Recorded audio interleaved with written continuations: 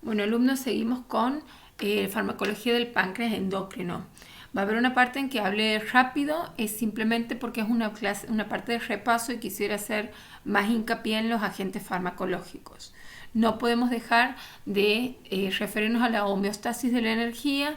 Todo esto de la liberación de nutrientes ustedes ya lo saben. De aquí, de esta filmina, yo quisiera que ustedes entiendan que la insulina favorece la captación y el almacenamiento de la glucosa, que tiene hormonas contrarreguladoras como el cortisol, las catecolaminas, el glucagón, la somatostatina, que se oponen a la insulina, o sea, son todas contra una, digamos, así que tenemos un aliado que es el péptido 1, con el que le vamos a decir que es péptido 1 parecido al glucagón, así se llama, pero nosotros le decimos GLP-1, está en el tubo digestivo, reacciona liberando insulina. Cuando está en contacto con la comida, nosotros vamos a tener fármacos que mejoren esto, que intervengan con el GLP-1, y tenemos la amilina que suprime la producción endógena de glucosa cuando en el hígado.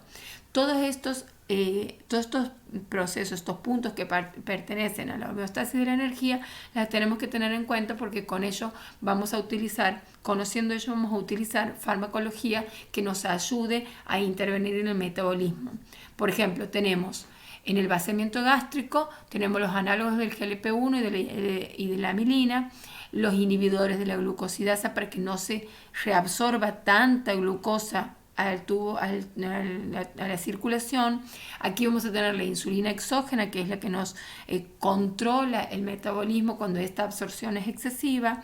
A nivel de la célula muscular tenemos la insulina, que nos ayuda a que la glucosa se transforme en glucógeno. A nivel de la célula adiposa vamos a tener la insulina también, como en todos los tejidos, y las tiazolinidonas. A nivel de la célula B vamos a tener obviamente las sulfonilureas, las meglitinidas, los análogos del GLP-1, los inhibidores del DPP-4 para mejorar el metabolismo del metabolismo de la glucosa. A nivel del hepatocito tenemos la insulina, pero también tenemos las biguanidas y volvemos a utilizar los análogos de la GLP-1 y los inhibidores de la DPP-4. En definitiva, esto es todos los que intervienen más o menos en el metabolismo glucídico. Dentro de la fisiopatología del páncreas tenemos diabetes tipo 1 y tipo 2 con sus diferencias. Los invito a que lo repasen. Uno es por anticuerpos, el otro es por es complejo el mecanismo de acción de la diabetes tipo 2, pero tiene mucho que ver con la resistencia a la insulina, el déficit de las células beta para compensar la hiperglucemia, la edad, las complicaciones crónicas, etcétera, difieren de uno al otro. Esta filmina es para que ustedes en la cronología de los fármacos para la diabetes tipo 2 veamos que desde el 1933 en adelante y pasando por varios estudios y por varios procesos que han mejorado o se han descartado desde hace un siglo que la FDA y el ANMAT viene promoviendo, descartando y haciendo farmacovigilancia de los distintos grupos de los fármacos para la diabetes tipo 2 sin conseguir aún el ideal. En el tratamiento farmacológico, los agentes que actúan sobre las diferentes etapas del metabolismo glucídico están la insulina exógena, por supuesto, la metformina, que es del grupo de las biguanidas, los secretagogos de insulina, como las sulfonilureas y las meglitinidas, las incretinas, que son agonistas del receptor GLP-1, acuérdense que son muy importantes, e inhibidores del DPP-4, que vamos a ver cuál es la acción directa. Los inhibidores de la reabsorción de glucosa a nivel de riñón, estos son muy importantes porque están en auge, son los inhibidores de la SGLT2, que son muy importantes y vamos a ver cómo se llaman y cuál es el más importante que lo tienen que saber. Las tiazolinedionas, los análogos de la amilina, fijadores de ácidos biliares e inhibidores de la absorción de la glucosa intestinal, que prácticamente estos últimos tres no se utilizan en la práctica médica. Bueno, esto es un resumen de los fármacos orales para la diabetes tipo 2, qué mecanismo de acción primario tienen. En realidad, dice mecanismo de acción, pero en realidad es el mecanismo de acción y también hay una mezcla del efecto farmacológico, no exactamente el mecanismo de acción. Por ejemplo, las biguanidas dice disminuye la producción hepática de glucosa, pero no dice cómo. Disminuyendo la gluconeogénesis, por supuesto, inhibidores de la y aumentando la captación periférica de la glucosa en músculo. Eso hacen las biguanidas, que es la metformina tan popularmente usada. Los inhibidores de la glucosa, de la alfa-glucosidasa, que retrasan la absorción de los hidratos de carbono en el intestino. Los análogos de la amilina, que disminuyen la secreción de glucagón, enlentecen el vaciado gástrico y aumentan la saciedad. Los agonistas dopaminérgicos 2, esto es muy importante porque activa los receptores dopaminérgicos. Los que tienen obesidad, por ejemplo, tienen los sistemas dopaminérgicos muy activos porque hacen un sistema de recompensa, se llama. Entonces hay un consumo excesivo con polifagia, por eso es que hay polifagia por estos receptores dopaminérgicos. Están los agonistas del GLP-1 que hemos estado hablando, que aumentan la secreción de insulina dependiente de la glucosa, disminuyen la secreción de glucagón, enlentecen el vaciado gástrico y aumentan la saciedad. Todo eso ayuda a que el paciente con diabetes tipo 2 y sobre todo con obesidad mejore su metabolismo. Después tenemos las glinidas, que aumentan la secreción de insulina, los inhibidores del SGLT2, que incrementan la secreción urinaria de glucosa, porque como ustedes bien saben, el glomérulo filtra plasma, filtra sangre, entonces filtra glucosa que se reabsorbe a cierto nivel. Bueno, esto inhiben esos reabsorbedores, digamos, de la glucosa y hay una excreción urinaria, por supuesto, con sus reacciones adversas.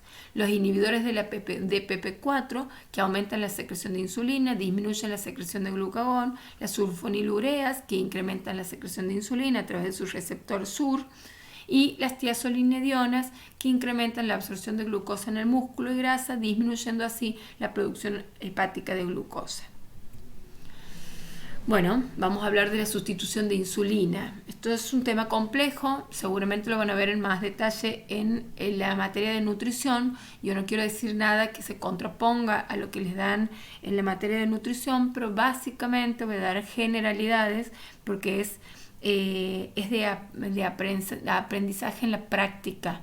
Uno puede memorizar muchas cosas acerca de la sustitución de insulina, pero la verdad es que con el paciente al frente es cuando uno lo aprende, lamentablemente. Pero sí tienen que saber que la insulina es la base del tratamiento para la diabetes tipo 1. Es imposible medicar con fármacos orales a un paciente que tiene anticuerpos destructores de la glándula, porque no vamos a tener, la insulina no es dosable, entonces hay que sustituirla. Y como auxiliar o como monoterapia en la diabetes tipo 2, por supuesto, sobre todo en la diabetes tipo 2 que no cursa con obesidad, la insulina es anabólica, entonces cuando está el paciente más bien desnutrido por el mal control metabólico, la insulina puede ser la opción de monoterapia.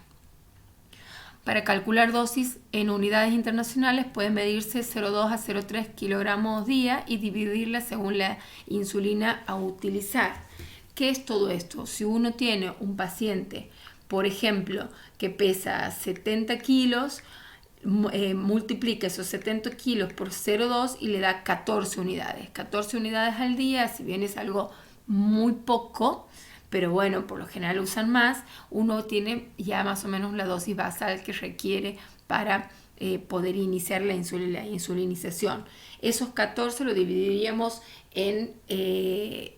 lo dividiríamos en el intervalo según la insulina que vamos a usar. Si vamos a usar de una larga duración, y bueno, tendremos que ponerle, si vamos a usar un NPH, por ejemplo, pondremos la mayor cantidad, las 3/4 partes de esa dosis a la mañana y un refuerzo a la noche. Si vamos a usarlo como monoterapia, bueno, pondremos todo junto. Si le vamos a usar en insulinas de acción corta, tendremos que dividirla. Sabemos que las insulinas de acción corta van a durar por lo menos la corriente 6 horas, entonces en 24 horas, 24 dividido a 6, de 4 tendremos que usar 4 veces, dividir entre 4 esos 14 unidades y redistribuirlas. Por supuesto, siempre con control glucémico con las tiras reactivas y aumento de las insulinas de las unidades según el control. Puede utilizarse en forma subcutánea, que es la más usada, se puede utilizar intravenosa o intramuscular. Solo la insulina corriente o regular puede administrarse en continuo, en bolo continuo, en bomba de infusión continua. Eso se utiliza en las terapias intensivas, cuando hay, por ejemplo, un tratamiento de cetoacidosis diabética. Bueno, de esta filmina lo más importante es que las insulinas las dividimos en dos categorías, es lo más importante. La dividimos en insulinas en bolo prandial o de acción corta, tienen que saberlas, cómo se llaman: regular, lispro, gluglicina y aspartica. Repítanlo porque es así. La corriente o la regular viene en frascos para poner con jeringa y aguja, y las demás, que son análogos a la insulina, vienen en lapiceras para colocación. Y tenemos las insulinas basales o de acción prolongada, que está la NPH, que viene también en frascos para colocar con jeringas o en lapiceras para la colocación ambulatoria en el domicilio. La glargina y la detemir vienen en lapiceras y son análogos a la insulina.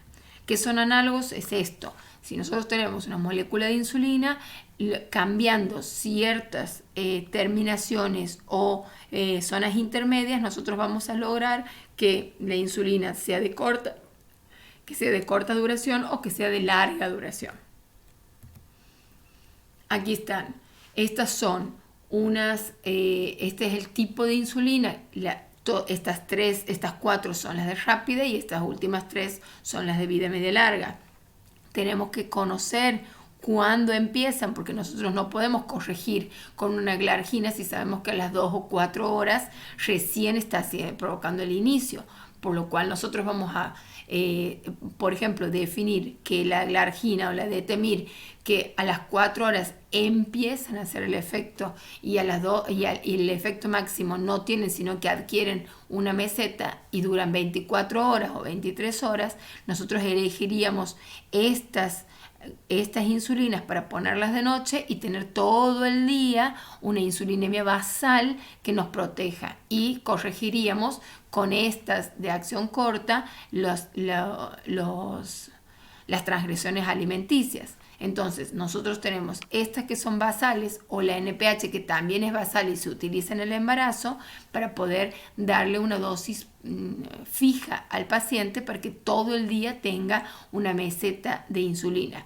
Pero bien, cuando uno come o cuando transgrede o sabe que esta insulinemia basal no la va a proteger, tenemos estas 4 con las cuales nosotros corregimos, ¿sí? El uso son estos, y esta es insulina no modificada y estas son análogos. Eso quiere decir, las no modificadas son humanas. Bueno, las sugerencias para el inicio de la insulinoterapia, aquí les pongo yo, con respecto al NPH, puede prescribirse como única dosis o como en 2 colocaciones subcutáneas, a la mañana y a la tarde, o al mediodía y a la noche. La glargina, asumiendo que demora unas 4 o 6 horas en adquirir dosis efectivas y que dura 24 horas, uno la puede prescribir de noche, bedside se llama, como monodosis, o hacer un refuerzo a la mañana, se pone subcutánea y uno sabe que con estas tiene ya para no hacer una hiperglucemia sostenida. Las insulinas de vida media corta, tenemos que saber que la corriente cada 6 horas hay que hacer control de glucemia y colocarlas. La aspartica empieza a hacer, a los 15 minutos de colocada empieza a hacer efecto, por lo tanto se puede poner antes de la comida según la ingesta y las glucemias basales, y se pueden combinar las dosis basales con las insulinas de vida media larga, con las insulinas rápidas. Esto es para que vean simplemente que hay diferentes colores, porque obviamente los pacientes no alcanzan, tienen retinopatía diabética, no alcanzan a leer, pero ellos saben que las verdes son de determinado color, la gris es la glargina, la naranja es la rápida, entonces tienen este tipo de de presentación con las agujas que utilizan y con un glucómetro que nos indique cómo lo podemos controlar. Entre los efectos secundarios, la hipoglucemia es lo que más nos asusta. Tenemos alergias, lipodistrofias, edemas locales y anticuerpos contra la insulina. Y la bomba de insulina, que ya les voy a poner un video para que puedan ver de qué se trata. La bomba de insulina proporciona una administración continua de insulina, permite programar cuánto le vamos a poner, evita múltiples inyecciones y se combinan con bolos de insulina para corregir glucemias postprandiales.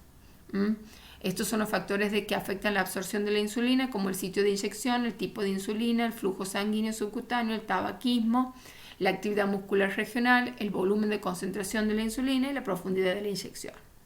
Hasta ahí llegamos y continuamos después con los fármacos orales.